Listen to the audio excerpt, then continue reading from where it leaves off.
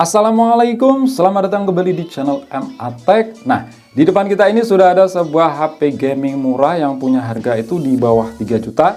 Tapi dia punya fitur yang biasanya hanya ada di HP gaming kelas atas seperti di ROG dan juga Red Magic, yaitu hadirnya solder trigger button. Tentunya ini satu fitur yang sangat menarik ya, karena di HP lain yang harganya itu sama di bawah 3 juta itu nggak punya fitur seperti ini. Oke. Ini adalah Nubia Neo 2 5G. Ini adalah penyempurnaan dari seri sebelumnya, yaitu Nubia Neo 5G. Yang sebelumnya itu nggak ada solder trigger button, sekarang ada.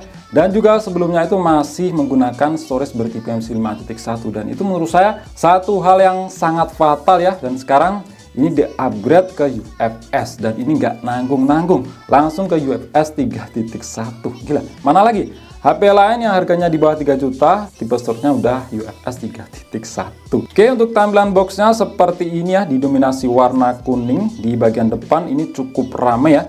Ada gambar si HP-nya yang dipegang oleh seseorang. Di sini ada tulisan Nubia Neo 2 5G. Kemudian di bagian belakang ini polosan aja, nggak ada keterangan spesifikasi. Jadi poin sellingnya itu ada di bagian sini. Build for game, solder trigger plus game space 2.0, terus layarnya 6,72 inch, UHD plus 120 Hz Hall. Nah, baterainya ini juga di-upgrade, yang sebelumnya itu 4500 mAh, sekarang udah gede 6000 mAh, 33 watt fast charging. Terus prosesornya up to 2,7 GHz, kalau ini prosesornya masih sama ya. Terus dual stereo speaker, yang sebelumnya itu cuma mono speaker. Terus di bagian sini ada keterangan storage 8/256 GB, itu hanya ada satu varian storage aja. Untuk warna ini Sunfire Yellow. Yuk, lanjut kita buka aja. Oke, yang pertama di sini ada sebuah kotak.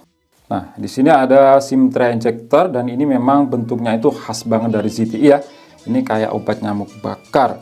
Kemudian ada buku panduan dan juga kartu garansi, dan ini dapat case. Untuk case-nya ini tipenya itu hard ya, bukan soft. Oke. Terus di sini ada si HP-nya. Oke, kita taruh dulu.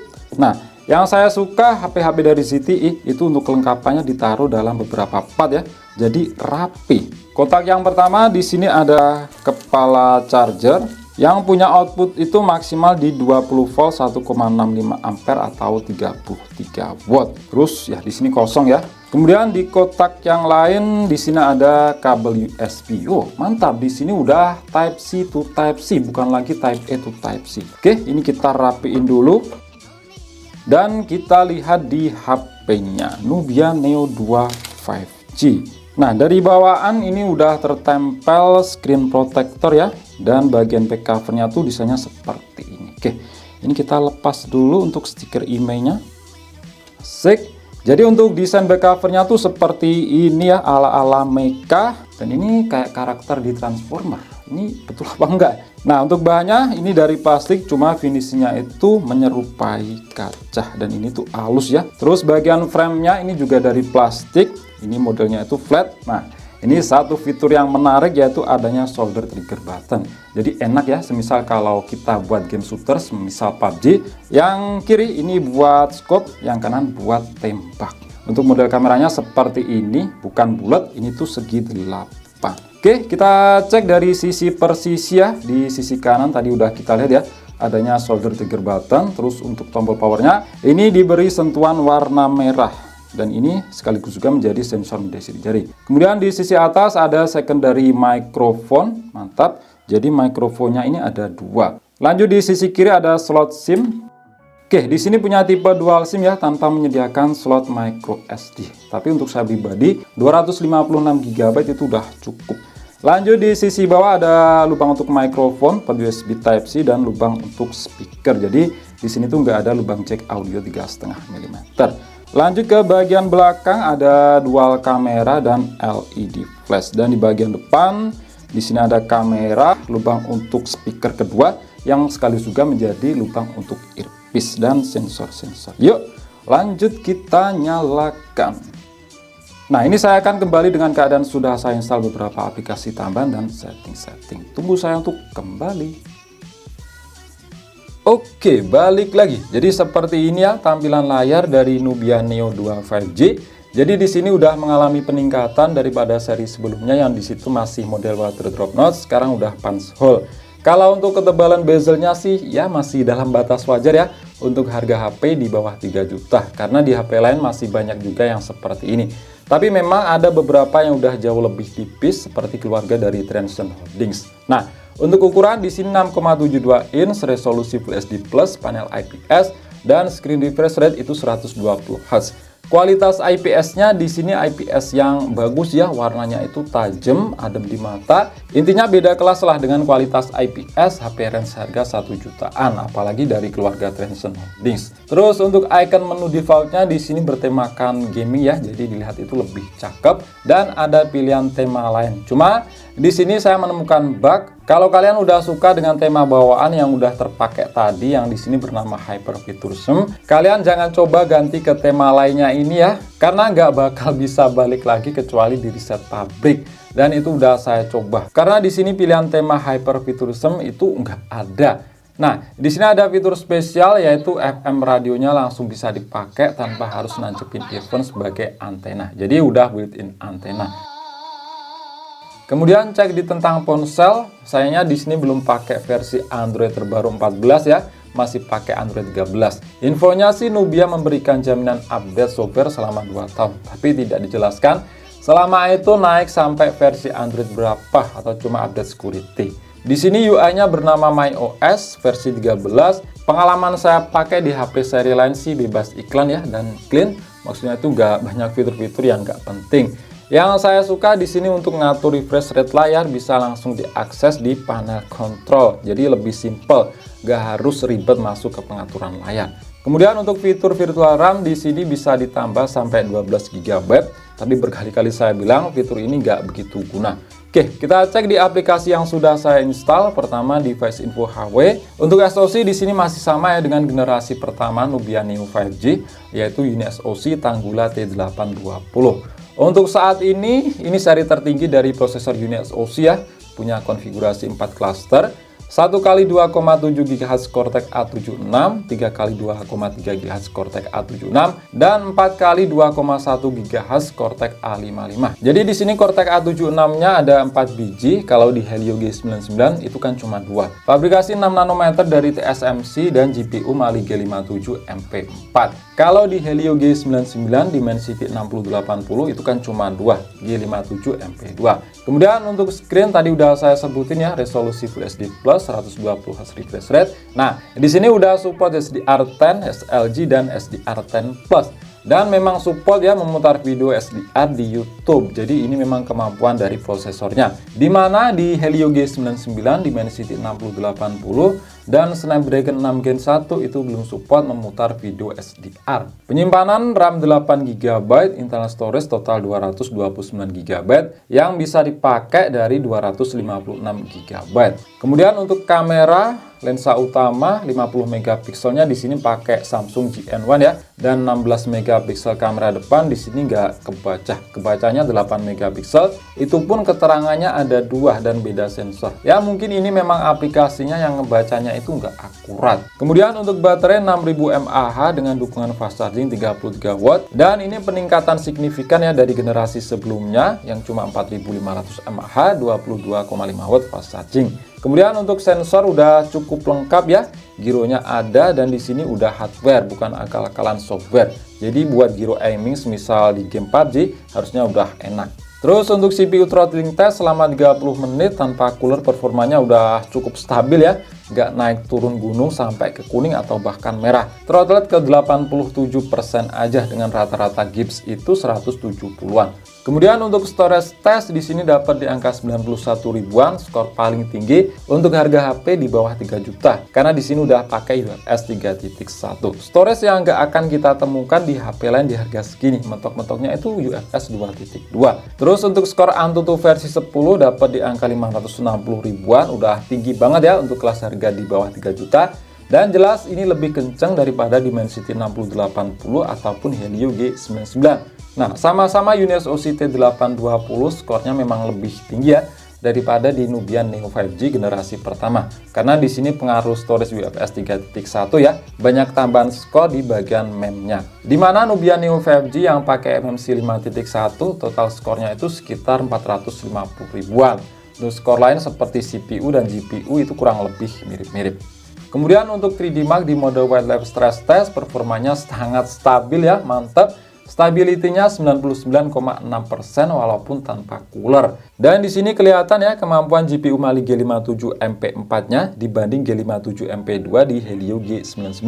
Di sini loop skornya sekitar 2000-an, sedangkan di Helio G99 itu antara 1200 sampai 1300-an. Terus untuk multitouch di sini udah support 10 titik sentuhan. Kemudian untuk touch sampling rate di sini 240 Hz, jadi standar aja, bukan yang tinggi. Karena umumnya sampling rate itu 2 kali refresh rate, yang dimana di sini 120 Hz refresh rate. Untuk wideband dicek di aplikasi DRM Info cuma dapat wideband L3 atau resolusi 480 aja. Jadi buat nonton video Netflix belum support SD 720p atau bahkan Full HD, yang disitu butuh sertifikat wideband L1. Kemudian kita cek di bagian kamera ya.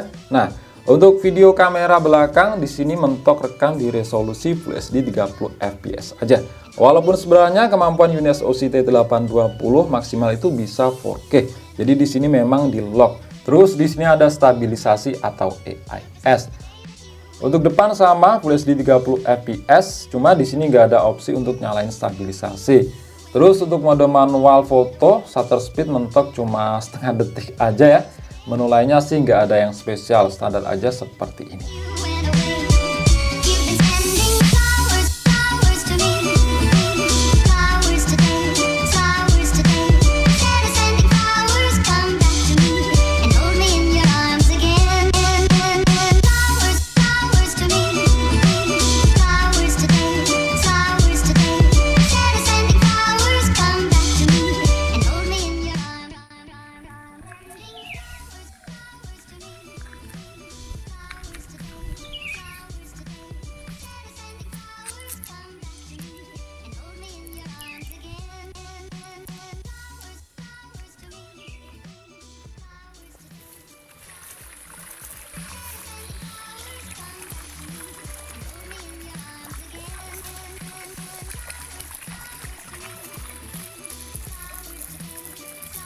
Nah, di sini saya nggak akan tes banyak game ya. Kalau kalian pengen cek di channel lain aja. Udah banyak yang lakuin tes game. Yang pada intinya HP ini dengan UniSoC T820 udah oke banget buat gaming. Cuma memang suhunya agak panas. Tapi bagusnya performanya itu tetap stabil meskipun panas. Oke, kita cek di menu game space-nya. Tampilannya seperti ini, mirip-mirip game space yang ada di Red Magic. Cuma ini versi light-nya. Menu-menunya nggak selengkap di Red Magic. Nah, di sini kita bisa tambahkan game atau aplikasi lain. Terus tampilan menunya bisa kita ubah. Cek di pengaturan, di sini ada sesuaikan operasi, terus performa, bilangnya ada ramah lingkungan, keseimbangan, dan naik. Terus pengaturan suara dan lain-lain. Jadi memang simple banget, sama dengan di Nubia Neo 5G generasi pertama. Nah, untuk tampilan game space in-game-nya tuh seperti ini ya. Di bagian kanan ada kayak gini, beranda, panel kontrol. Ini sama seperti di home screen game space-nya tadi. Terus untuk plugin, ini ada garis bantu, tanda bidikan, stopwatch, ini pengontrol. Ya, ini semisal kalau pengen kita gunakan gamepad ya, tinggal kita atur-atur aja di bagian sini. Terus untuk mengatur tombol LR shoulder trigger button itu ada di bagian pemicu ini. Ya, ini semisal kita pakai di game PUBG ya, tinggal kita cocokkan aja, kita atur di bagian customize button. Nah, ini sudah saya atur. Untuk tombol yang ini kiri, ini saya fungsikan sebagai scope, dan juga untuk kanan ini sebagai tembak. Nah, untuk gyro jelas di sini aman ya, karena pakai gyro hardware bukan software, jadi nggak kerasa delay. Ini tombol untuk kiri kita pakai scope, yang kanan buat nembak. Nah, jadi pengalaman gamingnya di sini dapet banget ya. Jarang banget kalian dapat fitur kayak gini di HP di bawah 3 juta. Bahkan itu nggak ada sih selain HP ini. Jangan ngaku HP gaming kalau nggak punya shoulder trigger button kayak gini cuy.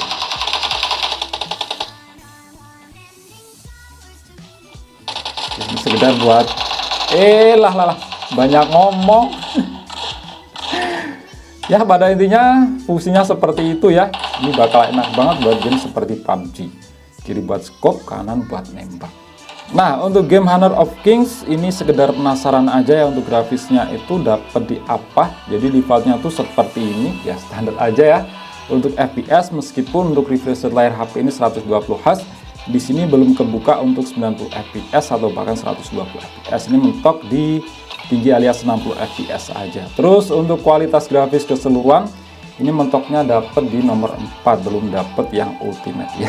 Nggak bisa berharap lebih ya, karena biasanya yang dapat kualitas grafis ultimate itu untuk prosesor kelas atas. Ya ini standar aja. Ini kita coba atur rata kanan sesuai kemampuan HP ini. Pantulan air kita aktifin.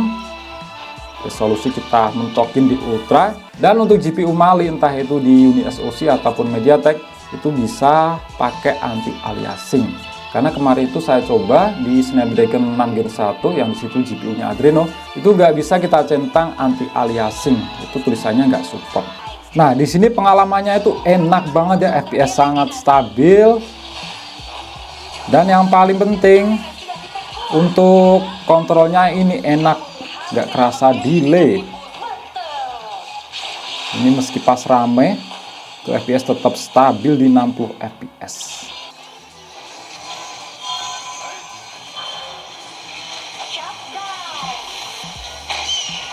Aduh mati.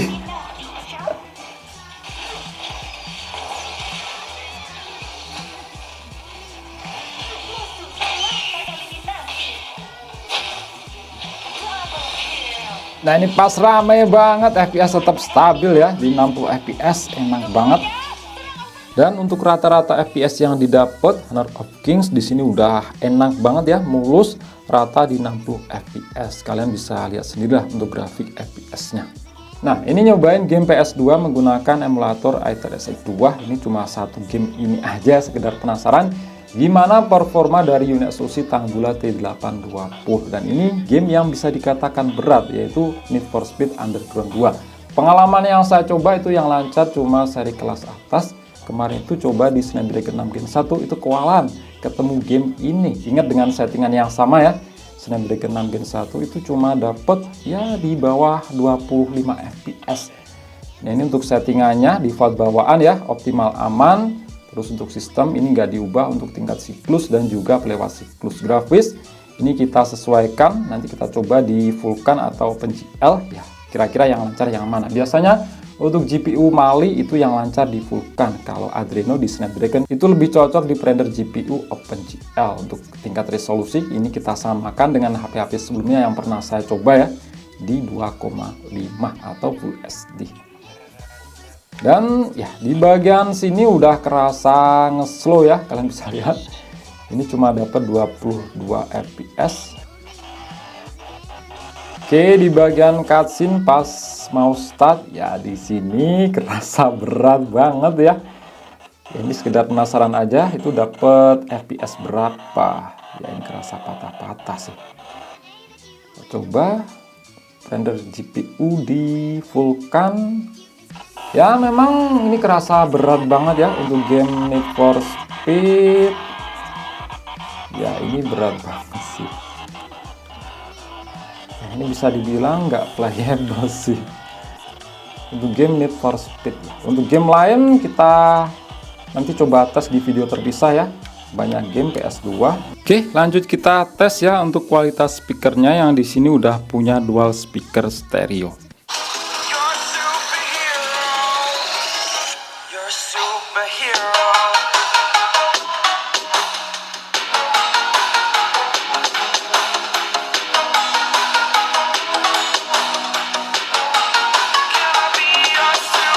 Nah, untuk kualitas dual speaker stereonya menurut saya di sini udah lumayan ya. Karakternya itu nggak cempreng, detailnya masih dapat. Bass dan treble cukup keluar ya, intinya bukan yang jelek. Oke, mungkin itu aja sih ya untuk video kali ini, unboxing dan juga sedikit tes dari Nubia Neo 2 5G. Klik like jika kalian suka dan share jika kalian rasa video ini bermanfaat. Kita jumpa di video selanjutnya dan wassalamualaikum warahmatullahi wabarakatuh.